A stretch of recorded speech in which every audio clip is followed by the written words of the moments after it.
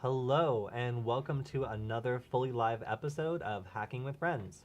My name is Cody Kinsey. I am a security researcher at Varonis, and today we have my good friend and fellow hacker, Alex, here to go through the security and hacking news. Hello to everybody in the chat, and yeah, we have a lot of stuff to get through today. Alex, how's it been going? Pretty good. I've been catching up, honestly, with a lot of work after we recently launched the Rubber Nugget on Hack 5. We've just been working on getting our documentation up to date, as well as also revising some of the hardware side of things, and also software per usual, just to catch up with some responses we got on features and some other feedback, like on our GitHub repository. So I've been working on developing some new features for the Nugget, improving some existing hardware features, as well as attempting to fix various bugs in the software, like the web interface and also the Nugget interface itself. So it's been quite a lot working on this product. Yeah, 250 nuggets were sold through Hack 5 as part of a special sale going out to just SMS subscribers. So it was really cool that we sold out so quickly. There will be more nuggets on the way, and you can still currently buy one. But yeah, it's been an exciting week of nugget discoveries, including me figuring out that you could attach a buzzer to a nugget and potentially play a Rickroll, which is something Nice. I was up till 4:30 in the morning doing. So what else have you been working on this week, Alex? Ooh, so if we switch over to my screen, I don't know if I can do that. Yeah, so I've been messing around with learning some new software plugins and also messing around with various open source tools to work on improving the design of the Wi-Fi nugget. So I've been using this Inkscape plugin called SVG to Shenzhen, which allows me to basically just create board profiles like this as different layers inside of Inkscape, and then directly export them to KiCad to create pretty circuit board art like the one that I'm working on for our latest revision. And it's also really cool to see how all these different open source tools can be integrated, because I personally don't have money, and all these great tools exist out here that allow us to develop our product. Like, for example, KiCad, which we're using for PCB design, GIMP, which I use for creating pixel art, as well as Inkscape, which is great plugins that allow us to create stuff like pretty circuit board art for the Wi-Fi Nugget. So I've been working on learning some new pieces of software to make the workflow a little bit easier, as well as also improving some of the circuitry on the Wi-Fi Nugget. So some of the features that I'm attempting to implement. Let me see if I can load this 3D model here. Yeah, so it still has the basic form factor of the Wi-Fi Nugget, the standard one, but I'm also adding some pretty cool breakouts like a NeoPixel and Quick breakout, so that way you can add on extra accessories and modules, which should be compatible with existing hardware conventions like Quick, which I know SparkFun and Adafruit and other carriers offer support for. So we're constantly working on improving the platform, and I've been spending a lot of time yeah, doing this mostly this week. How about you? Yeah, so one thing that's interesting about making these sorts of improvements is how long they take to make. So really all the changes that are being made here are some rerouting, some new art, and then a couple new connectors, which are not even soldered on, by default. They're just something you can add if you want to. But this is still going to take like probably over a month until we see some of the first ones, just Oof. because of Yeah. how complicated it is to create a piece of hardware. So Alex has now officially become, probably the youngest Hack 5 device creator, I would say, That's kinda if funny. we're digging for titles, which is really cool. So coming up with subsequent revisions is a long and arduous process, and also kind of fun though when you end up with a physical thing that you can hold in your hand. Yeah, I also forgot about all the crazy like logistics things we've been organizing this week, which is also a complete pain. Just like trying to figure out where you can supply various modules from, and also like getting them all into like one facility, getting just like figuring out who can assemble what, and also like trying to figure out how we can reduce all these costs and like efficiently get this board in our hands in the time frame that we want is a complete pain, to put it that way. All right, so over on my screen, I have been working on the Rubber Nugget documentation. So as soon as it launches a Hack5 product, that means it gets an official doc page on docs.hack5.org. So that means I was up to having everyone understand the first step you should always do when you get your Nugget, which is to update it using the Chrome browser, super easy. And then after that, going through all the cool stuff you can do. So writing your first payload, Nice little GIF that I added. Loading payloads onto the Nugget, how simple and easy that is. Wi-Fi interface, which is of course Alex's work and makes it really easy to connect to and run commands on it. Live control, which was my little contribution down here, was these scrappy, we'll call them Python scripts, which allow you to run Ducky script commands remotely. And then Alex's very nice built out interface that lets you run commands live. Now, of course, this is, you plug it into a computer, you want to run commands remotely on it, you connect to this Wi-Fi network, or use my scrappy little Python script, and boom, you can automate all these things happening on that remote computer you've just plugged this into. And it can work from a pretty good distance, although we're not able to confirm exactly how far yet.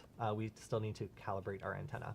Also, CircuitPython. So this is something that's a really, really fun thing for beginners to get started with. Last night, I was up super late, as I said, playing with this buzzer. Is this it? No, this is a Lidar attack. But yeah, I was playing with... I got to experience the horrors of the buzzer. Oh, yeah. Yeah. I'm truly excited about it.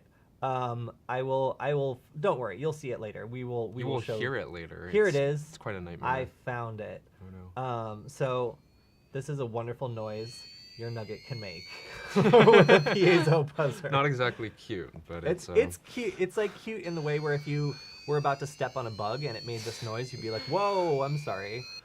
So yeah, eventually I'm going to get it to play, of course, Never Gonna Give You Up, which is my ultimate goal here. But yeah, so it was very cool figuring out how to get people set up. I wrote all this documentation, including some of our projects we've covered on Hack 5, like Wi-Fi sniffing, SSDP phishing, and the damn vulnerable Nugget for learning web application pen testing. So if you're interested in all the work that I've been doing, that's what I've been up to, is writing different educational guides for getting set up with this tool. Much needed. Yeah.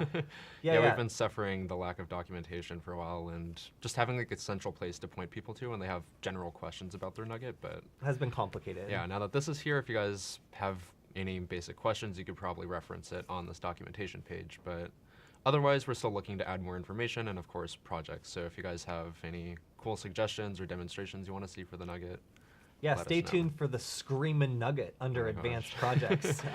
But I mean, legitimately, you could do something like making this thing only start screaming randomly in the middle of the night, perhaps, when a certain person is nearby via like a geofencing feature where as soon as it sees a certain person's phone nearby, it just starts screaming, you know? So there's all sorts of cool stuff you could do with this that I've only just begun to think about. So also, I was on AliExpress and a couple other websites, and I was attempting to figure out how to buy enough electronics to make more nuggets when I came across this Lidar sensor that was super cheap. It was kind of amazing how cheap it was, and I was like, well, that's odd. I wonder why this thing is so cheap and what the trade-off is here. And the trade-off is it's actually a malicious executable that is the only available documentation to control this thing or get any data from it. So what ends up happening here is if you go to this listing, u2.com/blog/slamtag reply. Yeah, you can see the Right. proposed link here is a little bit sketchy, obviously, on its face. But if you click on this, it goes to a website that allows you to download the software that you can use with this very, very cheap Lidar sensor. And basically, the setup here is, this is a very cheap Lidar sensor. Sorry, no documentation, except there is this one website that can probably help you. And there's a program you can install on your computer that lets you communicate with the Lidar sensor. So you buy the Lidar sensor, you download this thing, and initially it doesn't get hit by any security vendors. It actually is packed twice, so it's zipped and zipped again. And then when you open it, it in fact does hit from several security vendors. And from a couple different sandboxes that run on VirusTotal, you can see it actually does a bunch of malicious stuff, does some registry key stuff. It also communicates with a remote IP address. It really acts very sketchy for a program that's supposed to do some very, very limited things. So yeah, very interesting little supply chain attack here that I just happened to come across from the perspective of someone who is trying to buy cheap electronic parts. Sometimes the only available documentation might not be worth the risk. It's truly awful that these things are just floating out there on AliExpress for real cheap. Makes you wonder how many like other IoT type solutions and devices that are out there on AliExpress or other This is websites on like Amazon. That's on Amazon? Yeah, this is okay, wait, so I missed that part. It's on AliExpress and terrible. it's on Amazon. So the Okay. fact, but this actual comment that I'm referring to right here is actually yes on Amazon, and it's still up as far as I can see. So Dang. yikes. I really hate that. Yeah. All right. Let's go into something that is going to play into the rest of the news tonight. This is something I tweeted earlier as just well, that's not good. Nice. This is a little bit of an unusual exchange between the Conti ransomware gang and the Costa Rican government. Now, for reasons that we'll go into later, it seems as though this exchange is not really aimed at making money. Instead, it's aimed towards publicity, with the Costa Rican government saying they are now officially at war. And that's not an exaggeration, which is a quote. So what happened here was there were some amount of government files that were hit by the Conti ransomware gang, and they were asking for 20 million, which is a lot of money and a lot more than they were initially asking for in this exchange. I think it was 600 gigabytes, 672 maybe. 672? Yeah, which is quite a lot. Yeah, yes, that absolutely is, depending on where it is. Yeah. I mean, if it's 672 gigabytes of, I don't know, like surveillance footage of a bridge, then who knows? But yeah, so this seems to be more of a publicity play. Do you know more about this particular attack? Oh yeah, yeah, I can talk about it. All right. Yeah, as it seems, they're sort of just putting up this facade in order to just sort of branch off into other operations. And for what Conti has been tweeting about and also putting out news about, they're trying to shut down their operation and also just move into sort of like smaller subgroups or things that are able to fly more under the radar compared to this huge operation that they've been standing up over the course of, I think, the past 2 years now. But yeah, that's pretty much all I know about that. But as it seems, they have obtained, 672 gigabytes from the Costa Rican government, and they've also targeted various sectors, including the Ministry of Labor, Social Security, the Costa Rica Finance Ministry, and a whole bunch of others, which is pretty bad. Containing information, I think, like various tax documents, credentials from high-profile government people, and other data that you would not want leaked if you were a government agency. Well, that can definitely explain the declaration of war, I guess, from Yeah. Costa Rica. Yeah, it's kind of a scary information war. But here you can also see this diagram showing... Which is, I'm sorry to the makers of this diagram, but this is the most confusing diagram I have seen all day. For like for an organization like splintering away into smaller organizations, which is like a thing that has happened for a very long time. Like the fact that this is the infographic they came up with to show it, which is like a shutter flying apart into increasingly smaller pieces of shutter. Is deeply confusing to me, but please continue. I see it more as like a crumbling Pringle chip that someone might have stepped on. Oh, okay, all right. See? So now the analogy makes more sense. The Conti ransomware is a crumbling Pringle chip. I got it. Yeah, so Conti is basically just splitting off its members into various groups. So there's these semi-autonomous groups here that are... You can see, for those who prefer to use a locker, a former Conti team can join one of these groups that works semi-independently as a collective affiliate. Some of these include Hive, which we're actually going to cover in another piece of news soon, Avos Locker, Hello Kitty, Black Hat. There's some autonomous groups here, like Black Bite, Bazaar Call Collective, Car Recruit, and then some other smaller, low-profile groups like mergers and acquisitions, and also just independent members who are splitting off. But essentially the benefit here is these groups that are taking in these Conti ransomware members have access to people who have a lot of experience dealing with these kinds of high-profile attacks. Yeah, and I guess the important takeaway from this very confusing graphic is that the Conti ransomware syndicate is seeding themselves within other criminal organizations as high-skilled members, but also gaining access to those organizations' resources and strengthening their overall position. So not only are they now distributed between other cybercrime groups, they're also gaining access to those groups' resources and continuing to work together. Yeah. So overall not good, but it looks like the Costa Rican thing was actually kind of a cover operation to allow time for this migration, so that when they shut down everything and no one's there, everybody else will already be set up in a different organization. Yeah, still quite a crazy attack. Also, it's just weird because this is kind of the reverse of their usual like modus operandi, where like Conti will usually absorb like some of these groups, like I think Trickbot and Ryuk and some other ones like that. But now they're just sort of dissolving and branching off into separate groups again. Pringling off into Yeah. separate groups. Okay, I'm still just Baffled by this weird I try. graphic. It's my job to explain complicated cyber stuff to people, like on a regular level every day, and I find this graph inscrutable. So let's go over to my screen and talk about chatbots. Cool. So everybody hates chatbots, but now you have a reason to hate them even more, because chatbots have been used in a rather clever social engineering scam that's targeting people who are both criminals and also into cryptocurrency. So surprising that people would just assume that there's a lot of overlap between those two groups. And in this case, what happened is a very targeted attack would go out to people via email that would say that your package. Oh, actually, wait. Okay, never mind. There's a lot of attacks we're going to cover, and one of them is about cyber criminals. Sorry, this one is trying to tell you that there's a package that's arrived. So if you get this email and it says that you've gotten a package, then you can click on follow our instructions, and it leads to what looks like a perfectly legitimate form for you to, try to recover your package, accompanied by a chatbot. And this chatbot is going to try to guide you through the process of picking up your package, and it gives you a fixed response. So this is the same every time you hit it. It says, thanks for confirming. We have a package with you as the recipient, but the label was damaged. Oh, no. Attached is a very far away CAPTCHA style photo of your package. Please indicate whether we should deliver this package to a home or business. And then no matter what you reply with, they hit you with the same thing again. In this case, they say that they need you to fill out a form for your contact information, and they're going to charge you a very, very small amount of money to complete delivery.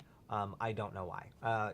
It came from another country. It's full of gold. Who knows? Who cares? In this case, all they want to do is have you talk to this customer service bot that's supposed to make you feel like you're, interacting with the business, maybe that's trying to be a little bit more fancy, or it's trying to provide better customer service.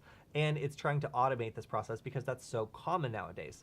So it kicks you over to a secure pay feature, which is actually not very secure, because instead it's just stealing your credentials and your credit card information. And it also insists on getting your contact information. So what it does is it will send a 2FA to like a one-time password to your phone, and you need to put it in order to submit the payment. And you can't just put in a random one, so this is actually legitimate 2FA, which is really weird. So all of these are supposed to lull you into a sense of, all right, this is okay for me to put my information into because it seems like a real legitimate place. And when you get hit with a giant charge, I guess you'll be surprised. I don't know. I would not be at this point.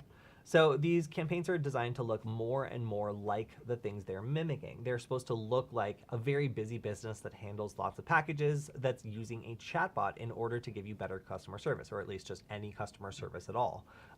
So the fact that customers are more used to this nowadays makes them more likely to fall for these sorts of attacks. And increasingly, these sorts of emails are going out that make it seem like a plausible situation requires your attention, which I will get into later about the one involving people who want to steal Bitcoins. Nice. It's interesting how sophisticated and developed like these types of attacks are becoming. Even malware operations that are starting to become like almost basically legitimate businesses, just like in the way they operate, but also like the types of software that people are developing, and also like the legitimate backend that this has to even process like the one-time password, and also like the chatbot they've implemented on the front end. Like that's a lot of work.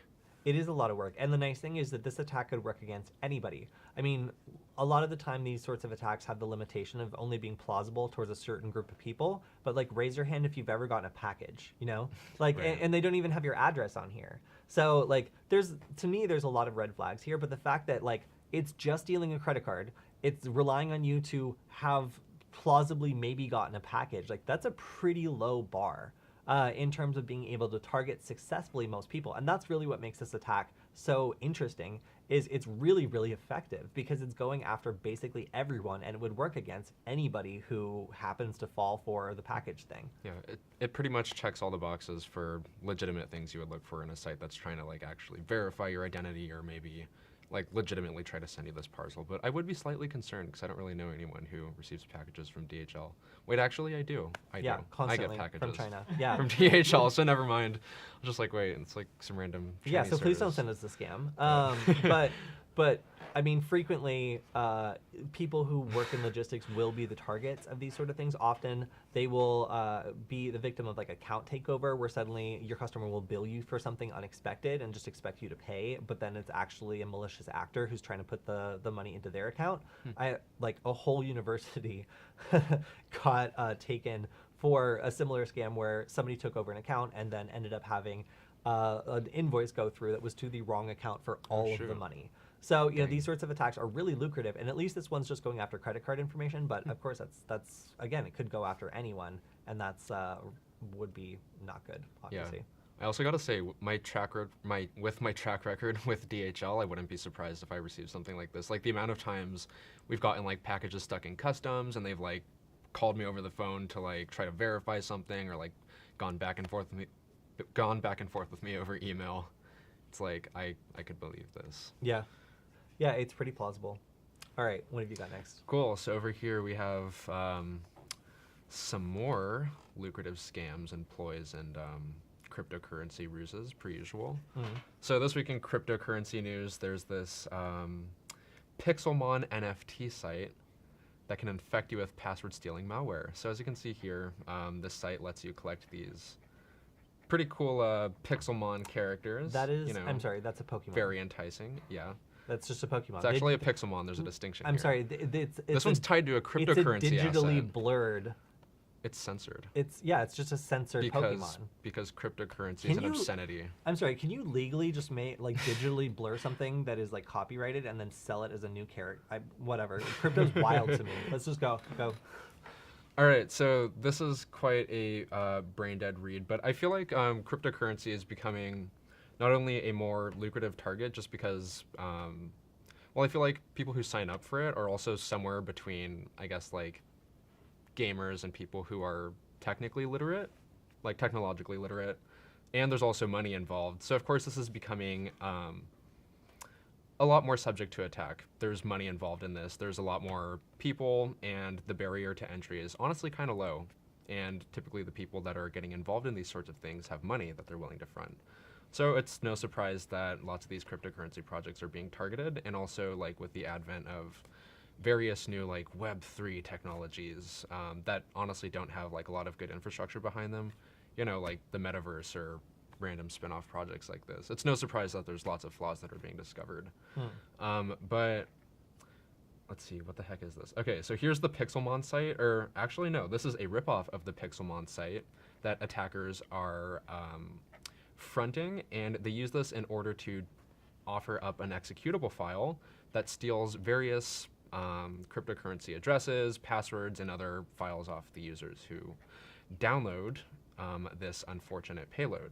So you can see that this is supposed to be a spin-off of this Pixelmon website that offers an executable file, which is actually just installer.zip, very legitimate, which contains an executable, I think it's a .lnk file. Yeah, it's a link file that spawns up a PowerShell command, which then scans and enumerates the user's systems for various strings containing some of the keywords here. So it's looking for things like wallets, 2FA codes, backups, passwords, authentication keys, UTC timestamps for some reason. I wouldn't know why. Crypt keys, and then also movies and music in MP3 files. You know.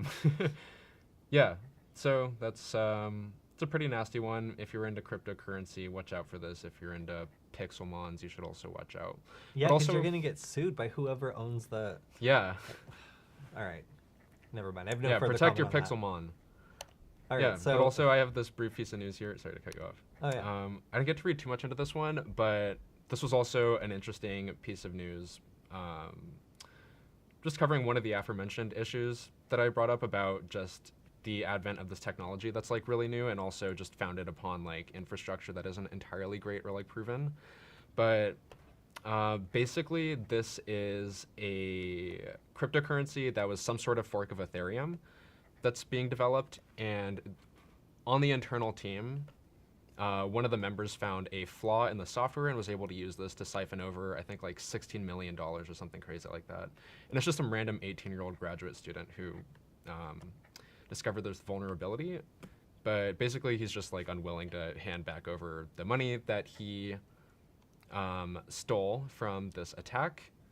But he left a very public trail, having edited like a Wikipedia page under his name that he also used on a public forum on this Discord, asking for information and resources linking to like internal source code, which all tied back to like some of his personal accounts that eventually tracked him down to like the school he went to. So it's all very public, and he's still just doubling down on this, saying that it's cryptocurrency. He refuses to hand it back over, but yeah, it's all kind of crappy, and it's pretty interesting to see that there's still new developments or like exploits in decentralized finance like this that can just take money out of people's banks at random. Well, I mean, it's cryptocurrency, so Yeah. we'll see They're what imaginary happens things. with You can be at loss of your Pixelmon or your cryptocurrency assets. Take your pick. So I have yet another way of losing your cryptocurrency assets, although it seems like we're stacking a lot of them.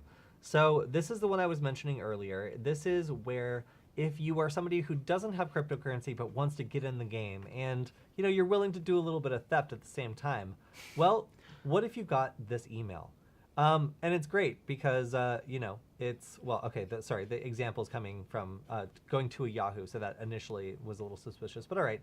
So you get this email that says, "Hi, as requested, we have now deposited 30 Bitcoins, which amounts to, a casual sum of $900,000 into your Bitcoin portfolio at orbitcoin.net. Yes, orbitcoin.net, which is still up. Wait, I am here.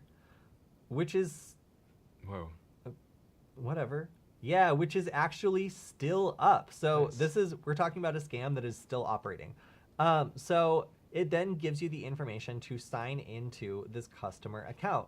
So if you were maybe not a great person, you'd be like, oh, this person put in the wrong email address and instead I got it, and now I can just log into their account.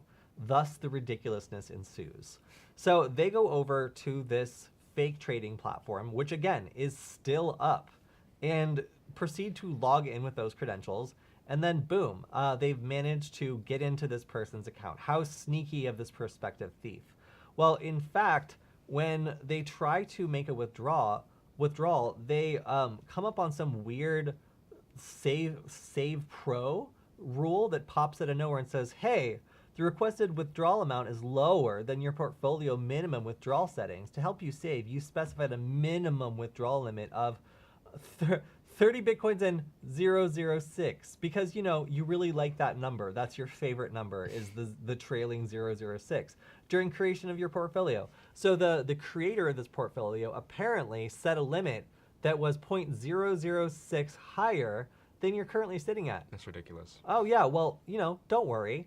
If you were to just bump that balance up just a little bit, then you could totally cash out of this sweet deal.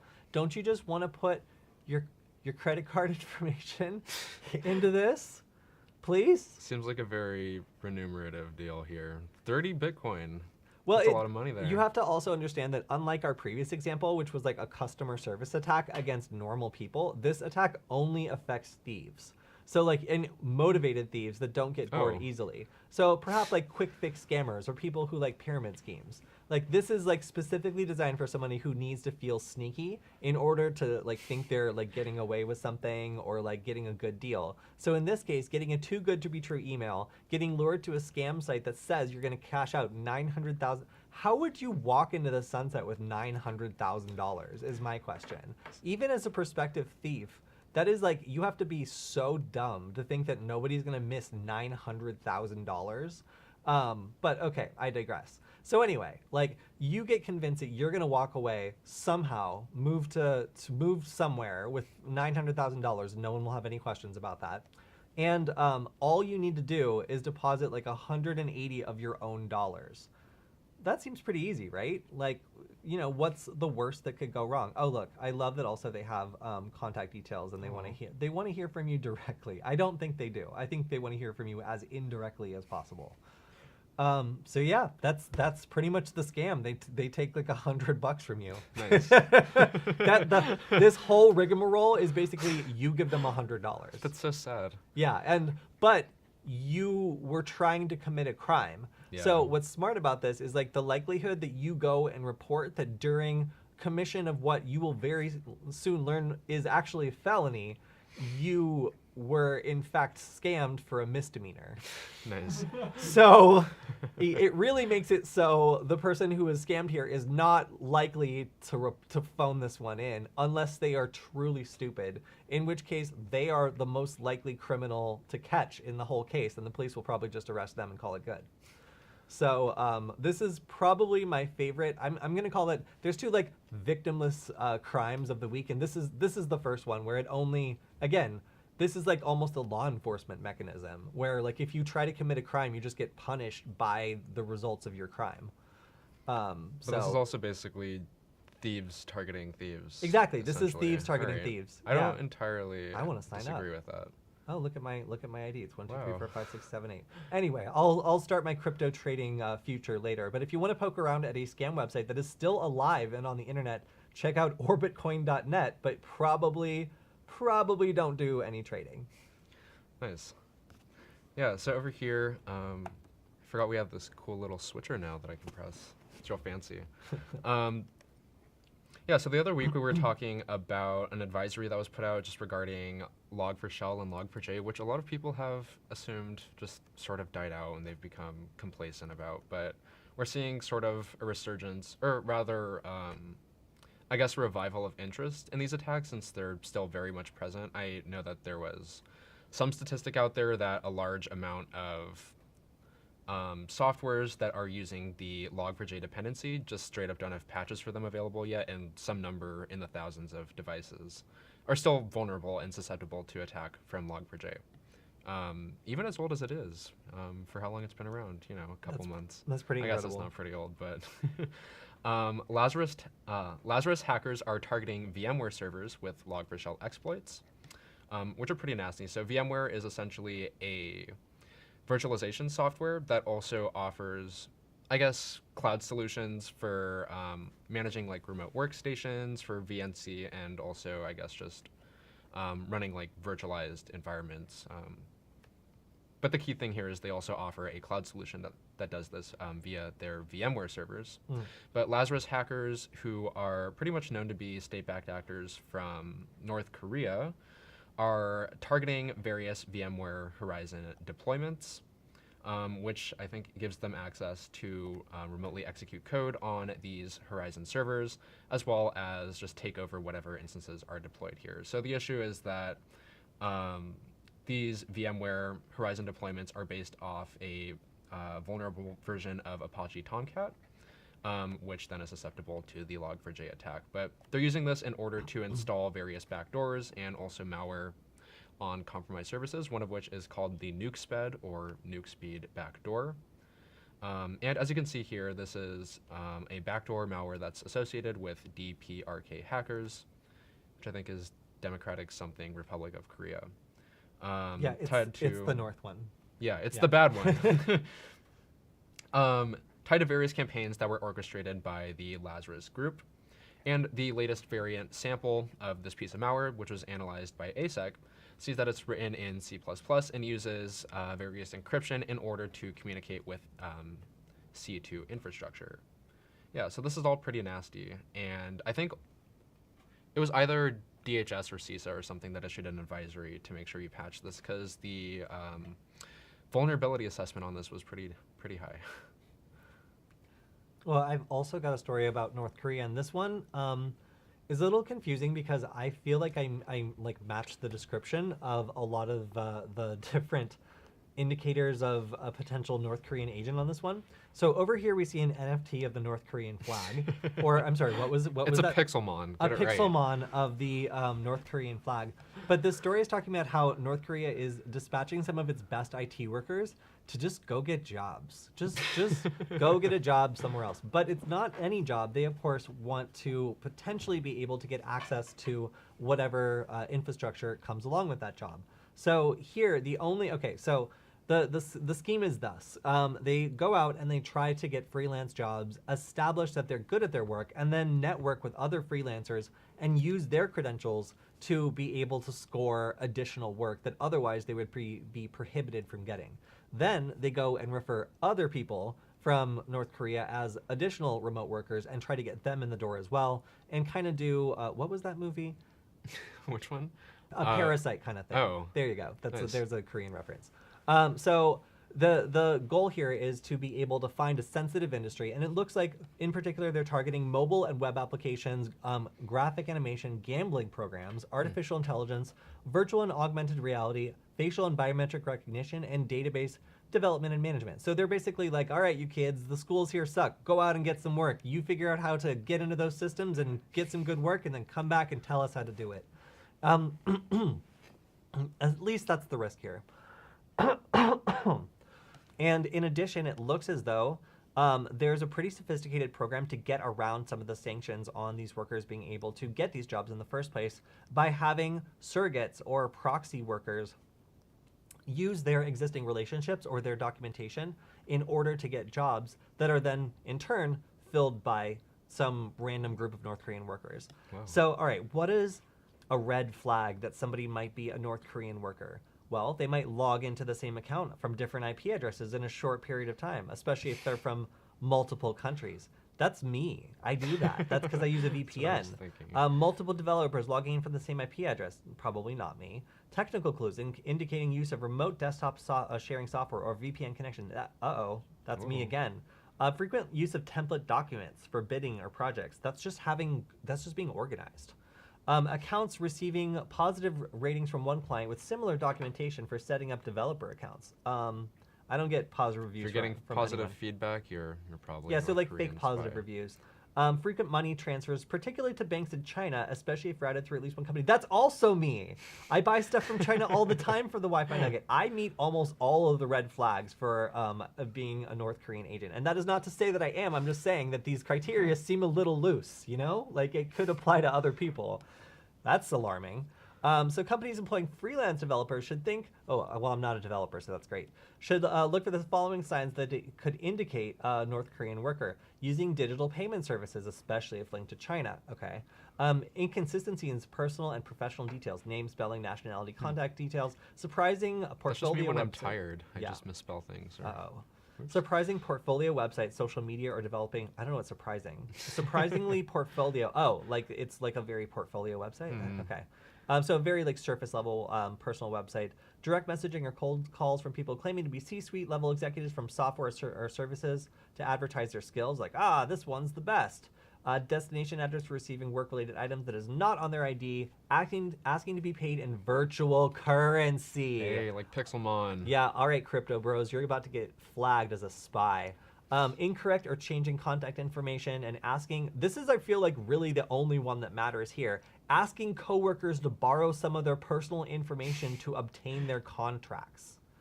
That Right. to me is the big red flag there. Hi, can I borrow your biometric or login information so that I might work on behalf of you?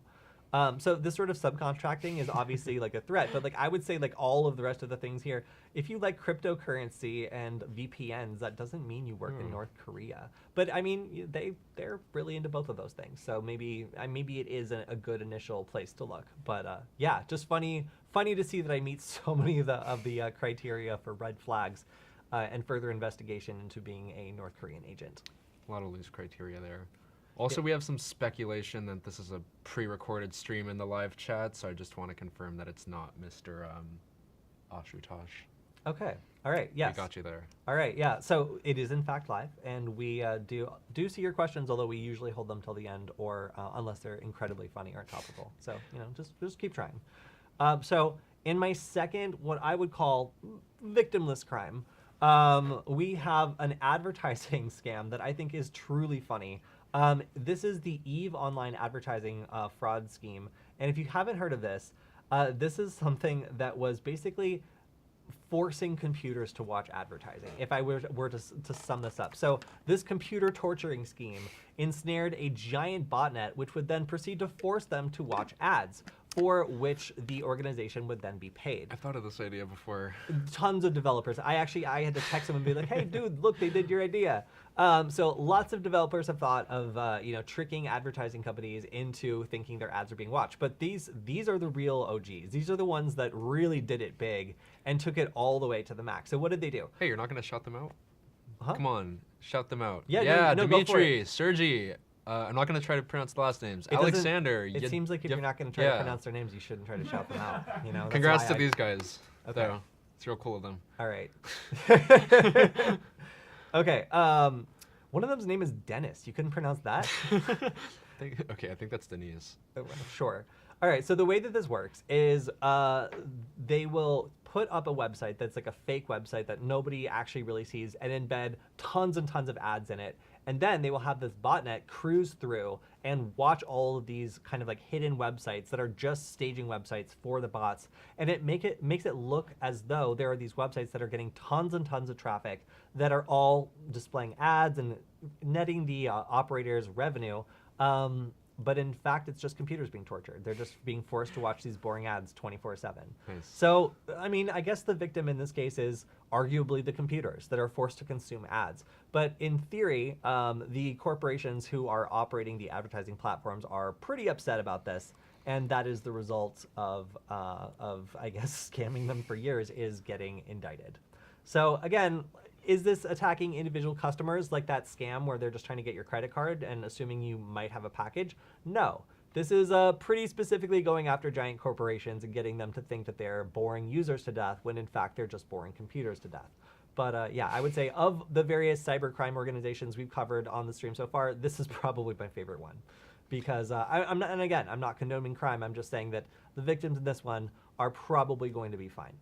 Yeah, I don't have any moral qualms or objections to this attack. Aside from the fact that it's Somehow. illegal, Don't look at me like that, Michael. Yeah, the illegal part would probably be the moral qualms. Yes. Yes. I support this more than cryptocurrency, somehow. As your As a generative way of getting income. personal maybe. opinion. That's Right. great. It's not endorsing crime on the Oh, stream. yes. Wait, no, I wouldn't do such a thing. Wonderful. Strong denial. Let's move on. Hey. Let's move on to something. Let's have a palate cleanser. So it seems as though the Hive ransomware organization attacked the Bank of Zambia. Arguably not a place you want to go to trying to pick a fight. And in response to this, they set up a form where the victims can communicate with the attacker. And a third party was watching on these and frequently tries to see whether or not, the victim agrees to pay or what's going on. So there are some companies that will try to peek in on these negotiations between the ransomware attacker and then the victim who are attempting to negotiate. So in this particular case, the Bank of Zambia posted a Picture of male genitalia. and then as the told them to article suck would it describe as their response, and that was it. They were not interested in paying the ransom, and it was arguable. Okay, so if this happens, it's arguable that either some unauthorized party got access to the ransom negotiation form, so like maybe someone stumbled on it and then just posted the picture themselves and just had themselves a good giggle, or maybe you should just not mess with this bank because they are not going to pay you, and that is their official response. So people were kind of confused about this. They weren't really sure. But then the technical director of the bank confirmed. So we pretty much told them where to get off. I wonder if it was this guy himself. It might have been the specific guy that did it, yeah. Your biometric data is now on the line. Yeah. All it takes is a simple comparison. Oh, right. So anyway, yeah, this is obviously not the standard response for a ransomware attack, but it is a very clear sign to the ransomware operators that they're not going to get paid in this particular event, and that it is not a profitable thing to continue to do to this bank. So I do not think that anybody else will attempt to ransomware this bank unless they want to see to. I gotta say though, it's a good response to not pay the ransom, which was a good thing on their part. It was something like $10 million or something crazy, but yeah, it's an interesting case of incident or indecent response. Yeah, indecent incident response. I like that. Yeah, I thought that one was real funny. All right, let's go over to yours. Cool. So hackers can steal your Tesla Model 3 or Y using an interesting new Bluetooth attack. We're actually seeing a few. We're seeing quite a few Bluetooth attacks coming up. I think Apple was subject to one previously this week, but now this one is pretty crazy. So basically, Tesla key fobs use Bluetooth Low Energy, or I think it's also the app on your phone or something like that. I don't know how Teslas work. Can be used in order to trigger the Tesla to not only unlock, but also start itself. Oh. So security researchers have determined a way to exploit a very low-level protocol that works on the data link layer of these devices in order to trick these cards into not only opening, but also starting themselves. And since this basically seeds itself on a level that's so low that it operates under any processes that are able to work with encryption or anything like that, it's able to completely bypass all of this. And as you can see here, it's capable of detecting encrypted changes to connection parameters and also continuing to allow these types of relay attacks to work even when other parameters that are operating on higher levels, like maybe the application layer or something like that, to still be able to allow this attack to work. So the way these relay attacks work is typically the attacker will be positioned between the emanating device, like the user's phone or key fob or something like that, be able to extract like the Bluetooth key. I don't know the exact term or parameter that's used to describe that. They're able to extract that and then replay that to the car in order to open it. So you can see that this group developed a tool that operates and allows them to communicate this key with a latency of 8 milliseconds. That's within the accepted parameter of 30 milliseconds from the general attribute profile response, which is part of the BLE protocol. So yeah, this is pretty bad. You can basically steal Teslas, and as you can see here from this demonstration, this guy here has got himself a big old Tesla. I'm gonna go ahead and skip forward because we're not gonna watch this whole 2-minute thing, but whips out the laptop, and he's able to open this up using this replay attack. I can't see exactly what he's using, but I presume it's some sort of Bluetooth dongle, and I think they also created a demonstration where you could just run this directly on like iPhones or like other just devices that have Bluetooth on them. So basically there's not a lot of technology needed in order to replicate this attack. So there's also not a lot of documentation that's been published yet on how to do this, but there is some advisory on ways you can prevent this attack from happening. One of which is preventing the ability to just passively unlock the car, which I think is pretty intuitive. That's actually something that I've been pretty wary about. Just cars that can like automatically start when you like drop the keys inside of like the cup holder and stuff like that. I find that kind of scary. Or like cars that unlock when you're within presence of them. But Tesla owners have the option to turn this off, which I would highly recommend because I think that's quite ridiculous. You can also enable the pin to drive feature, which requires you to input a pin in the event that someone is able to open your car. And then, what else is there? Oh, and on the manufacturer's side of things, another solution that was proposed is adopting a distance bounding solution that uses ultra wideband instead of Bluetooth. So essentially working at a wider proximity range. And also I stumbled across this interesting forum where the attack was initially discovered by one of the developers here who reverse engineered the BLE application and also published documentation as well as an API reference on how to probe around at these sorts of things. And it seems that this has been around since October of 2021, but I found this fairly interesting and also scary. Yeah. Yeah, there's a lot of scary specifically if you have a implications Tesla. Yeah, there's a lot of scary implications for Bluetooth Low Energy just because, also as we saw with like the Apple attack, which I may cover if I have that pulled up, these things can also typically run on devices that are like in low power mode or even purportedly turned off. So like the thing with the, oh wait, I think I have it here. No, I don't have it here. I lied to you guys.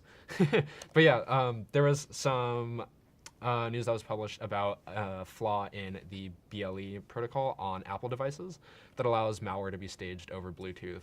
Essentially, at any point in time, since these devices are running BLE, even when it's turned off, but as it seems you have that pulled up here. So if you want to go ahead and... Nope, don't know anything about Okay, it. cool. I was just pulling it up because you couldn't find it. Yeah, so I didn't get to read too much into that one, but basically iPhones have a feature that allow them to, I think it's like a discovery feature or something that allows you to track down your iPhone if it's lost, and other iPhone or Apple devices that are in proximity to it are able to detect the presence of this phone since it's still emitting a Bluetooth low energy beacon, and use this to be able to triangulate or track down this device within the network in the event that you might have lost your phone or something. But the problem with this is there was a flaw that was discovered in this protocol that allows malware to be staged over Bluetooth. So essentially, at any point in time, these devices are susceptible to attack. I also believe it's a kernel level exploit, so it's a pretty nasty one, and the CVSS score was pretty high if I remember correctly. But yeah, that's pretty much all I know about that one. Yeah, so it looks like the big takeaway from that was it's not actively being exploited. It's not something that could like hack your whole iPhone. So right now it's a theoretical issue, but it is still a pretty serious problem if it's not mitigated. Yeah. Cool. So for another piece of Apple news, there's actually, thank you for doing that. So for another piece of Apple news, there was another zero-day vulnerability that was discovered in a encoding standard that's found across various Apple devices, like their 4K TVs, Apple TV HD, Apple Watches, and also, what else? Macs. So this is a wide array of devices that are susceptible to this attack. But the issue here is that there's a flaw in Apple AVD, which is a kernel extension for audio and video decoding. And also that's pretty interesting because this isn't the first time we've seen a problem with a proprietary Apple codec. We covered one the other week. But there's a flaw in an out-of-bounds write issue, which is essentially a memory issue in this codec, which then allows attackers to execute arbitrary code with kernel-level privileges on these devices, which is essentially like the highest level of privilege you can have access to on one of these exploited devices. So yeah, Apple has disclosed reports of active exploitation already, but they haven't released any information or even an assessment on how bad this is. They haven't really revealed like the CVSS score or anything, or any further information on how this was necessarily exploited, since they're hoping that people will install updates and such. But as you can see, it seems that they've released a patch for the 0-day, so if anyone out there is using a Mac OS like you, you might want to update that. Yeah, I got an emergency notification about this as well. Yeah, so it seems pretty nasty. Yeah, it's and yeah, it is being actively exploited in the wild, although likely in targeted campaigns. Yeah, it's interesting because it seems to have been discovered fairly recently, and typically what we see with 0-day attacks is they're mostly withheld and used for large campaigns. We don't actually know how it's being used quite yet, if it's used by like the individual person that they who discovered it, and if they distributed it to people, or if it's like some larger campaign that's part of the issue here. All right, so I have a pretty big story. Over on my screen, we have the Computer Fraud and Abuse Act. So earlier you mentioned that you had no moral qualms with the scam that was perpetrated by the Eve Online I redact bot.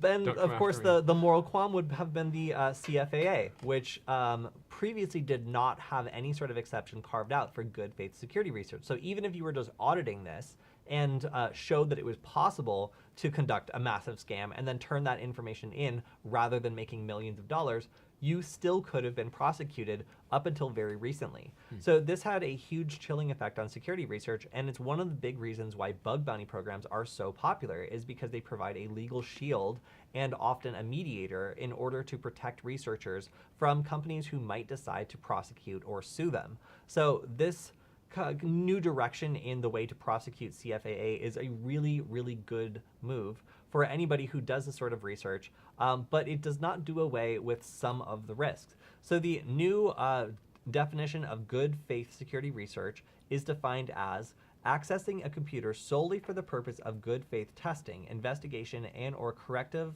correction of a security flaw or vulnerability, where such activity is carried out in a manner designed to avoid any harm to individuals or the public, and where the information derived from the activity is used primarily to promote the security or safety of the class of devices, machines, or online services to which the access computer belongs, or to those who use such devices, machines, or online services. That is very long. But basically what it's saying here is if you are genuinely acting in the interest of users and disclosing a security vulnerability or conducting research that is non-destructive and designed to be non-destructive, then you are not going to be a priority for prosecution. That doesn't sound very reassuring, and that's kind of the point here. While this now has a clause carved out for good faith security research, it is completely up to prosecutors to decide what meets that standard. So while this is definitely a good move, it is not a free-for-all, and it doesn't mean you can just go around hacking stuff and assume you're not going to get in trouble if you say you were doing it for good. So yeah, the attorney for the government shall decline prosecution if available evidence shows the defendant's conduct consisted of and the defendant intended good faith security research. Great. But again, this is completely up to that attorney for the government. So we're still not out of the woods here. And if you do security research, I continue to recommend that you join a bug bounty program like BugCrowd or Hackeroni if you are looking for some protection while learning how to do bug bounty stuff. Oh yeah, there's definitely a lot more at stake if you're just, I guess, an independent researcher. But at least, yeah, this is sort of just shifting the gray area, or at least making it a little bit smaller. But there's still there's still potential for you to be, maybe prosecuted if you're doing some sketchy stuff, or for evidence to be dug up against you. Like, for example, the case of that person that was called out for doing inspect element by some senator or something. Oh, like yeah. I thought that one was pretty ridiculous. So yeah, and that there's always going to eventually be people who just don't understand technology and will use anything against you. Yeah, and that did eventually get thrown out, but for That's a good. while it was a big kerfuffle and made a lot of people very upset. Yeah, that is slightly good news though. Yeah, no, it's actually extremely good news. So this is probably the most important news we've covered today in terms of what security researchers can expect from just doing their job on a daily basis. This means you Right. have a little bit more protection, and that attorneys should be a little bit more educated if somebody does call the police on you when you are doing hacking stuff, provided you're doing hacking stuff for good. So another interesting question, who would you suspect is behind the Thanos and Jigsaw ransomware? This is something that's been out for a while. This is one of those ransomware payloads where somebody else creates it and then others will purchase it, utilize it, and then ask for support when needed. But it's a pretty straightforward scam. You write some malicious stuff, you give it to people who want to use it, and then they pay you for it, and you don't actually get involved in the actual cybercrime, or at least the commission of cybercrime. I guess you're doing cybercrime by making the thing. So who do you think it was? Surely not a 55-year-old doctor. A cardiologist. Whoa. Yeah. So a little weird. But it seems as though this person was very careful to create the software, distribute it, and then in the end, they were caught by a relative who had some of the contact information they had used to register their accounts, their officially malicious bad accounts in their phone, as well as had received some of the money from their malicious campaigns. So some of the money that they were trying to get back to them, they were using their family to actually collect through accounts that they controlled. And this is what eventually led police to this guy. So yeah, incredibly strange that this is just some doctor that on the side had a hobby of making this doomsday counter ransomware. But yeah, so stay tuned for further investigation about what is going on here. And it also seems like he's currently residing in Venezuela. So that also, I don't see the part where he got arrested.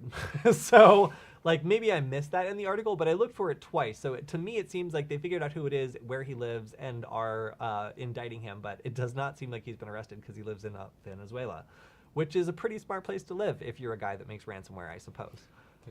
Yeah, so this to me was just amazing that the unmasking of who this ransomware person wasn't some person in a hoodie. It was just some doctor guy who, I guess, had some extra time on his hands and a passion for programming.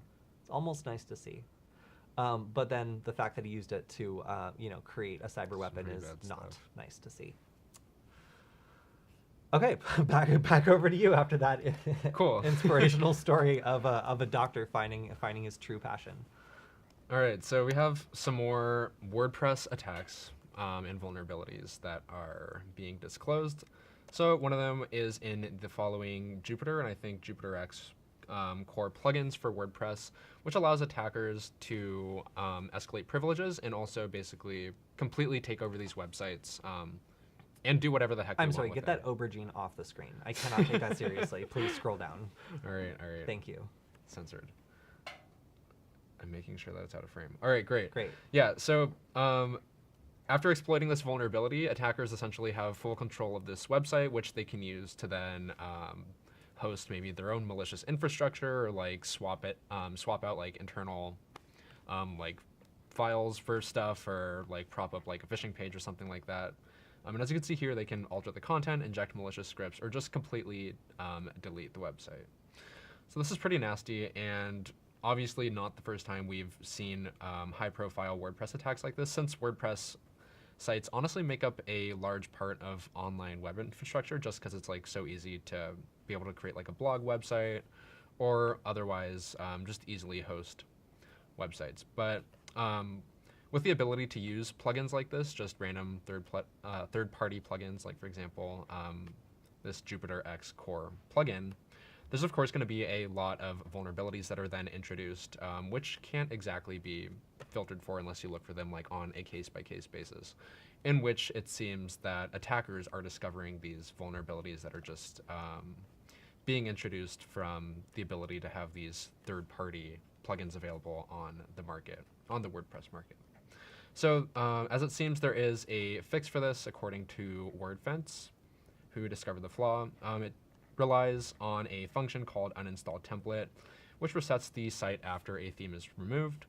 And this function then elevates the user's privileges to administrator rights and allows them to call an API or web request that allows them to elevate their privileges and also do some pretty nasty stuff on these websites. So if you happen to be using this plugin, you might want to update that. Or if you're also using this other plugin, which is the Tatsu Builder plugin for WordPress, which is installed across only 100,000, about 100,000 websites. There's also been a vulnerability that was discovered in this, although I am not sure what the implications of this attack are quite yet, but this one seems pretty bad as well. Yeah, but it's recommended to basically just update if you have any of these plugins installed on your WordPress site. Okay, so we're about out of time, but I am going to go through a couple of stories real quick before we go this week. And also, James in the chat asked, how do you know if you broke something or not when you logged into something if you're doing security research? And that's a really good point. One of the problems here is if you do log in and destroy something, it's pretty difficult to prove that you didn't mean to do it. So unless it's like very obvious that it would have happened. So there's still a lot of wiggle room here for a company to say that you committed a crime, or for a prosecutor to say you committed a crime when you're doing legitimate security research. So it is still not entirely safe, but it is a little safer than it was before. Yeah. Okay, so how exactly do people break into companies, and what is the most common way that this happens? Is it that 0 day we've been patching frantically from Apple? Well, no, it's not. Those generally are pretty targeted attacks. The majority of people get popped by some incredibly common stuff, and a list of those things has been put out, and it is pretty funny. So one of them is multi-factor authentication is not enforced. So you type your password into one phishing form, or it gets breached from someone else, and you reuse it, and boom, your account is compromised. That seems pretty straightforward. Incorrectly applied privileges or permissions and errors within control lists, that's really long, I'm going to skip it. Software not up to date, that's pretty straightforward. So if you've still got Log4j kicking now, it's not exactly a 0 day vulnerability anymore. So if you're still getting hit with Log4j, then perhaps your software is not up to date. Use of vendors applied default configurations or default login usernames and passwords. I literally had to yell at someone for exploiting this today. This is something that is so incredibly common. It is unbelievable as people use third-party software.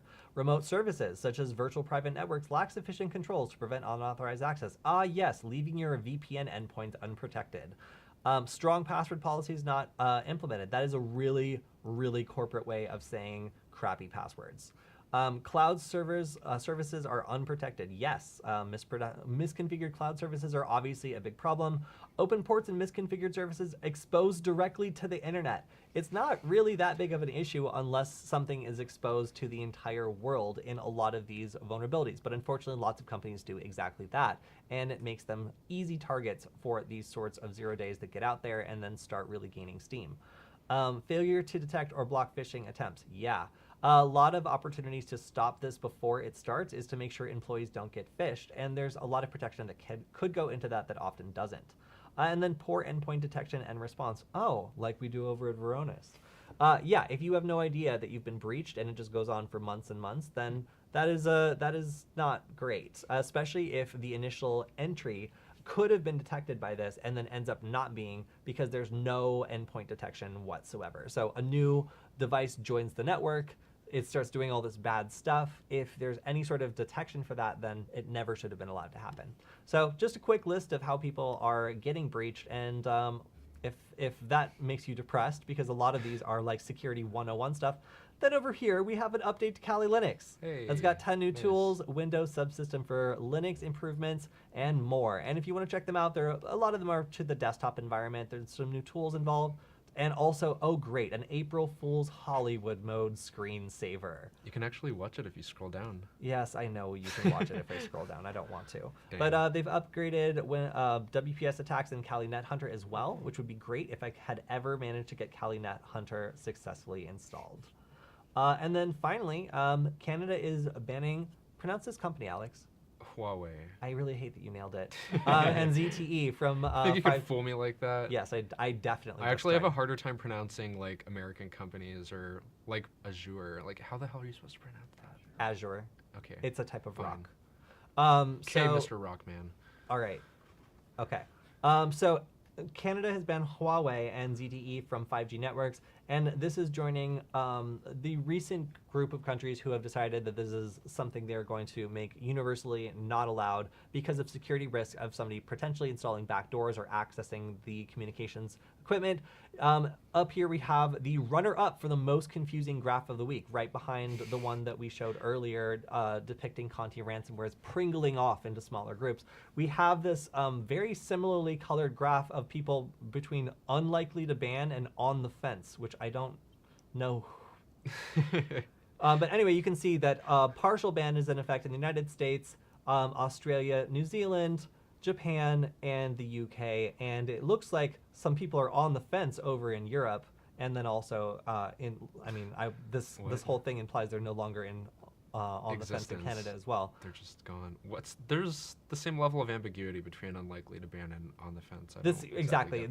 Yes. So anyway, the moral of the story is that Huawei is not welcome and ZTE is also not welcome in these red zones because of concerns about espionage. So we'll probably hear more about this as these companies vigorously protest this, but it is an ongoing development in the attempt to roll back some of the concerns about spying from these telecom companies. All right, so that's all we have access, that's all the time we have access to today. Thank you for joining us, and if you have any questions, make sure to leave them on the video. We will answer them on the live stream, which also broadcasts on the Hack5 channel. We usually get like 5,000 views or so on that, so make sure to add your question if you want it answered in front of all of our audience, and we will see you then. Alex, thanks for joining us. Yeah, of course. Per usual. We'll see you next time.